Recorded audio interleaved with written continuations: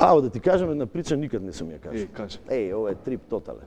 4 или 5 години имав у градинка и мислам дека Јовица се викаше тој на клавир педагогот, со мустак еден симпатичен човек.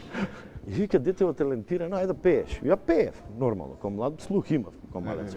И требаше да пеам на Златно Славече, едно маче, мало маче, мега хит од Златно Славече. И отидов со учителката Пале, не знам дали беше универзална или драмски. Не, искочив кога го видов чишкојац од джамба се извадив од памет, човек. Не и вртатко. Да.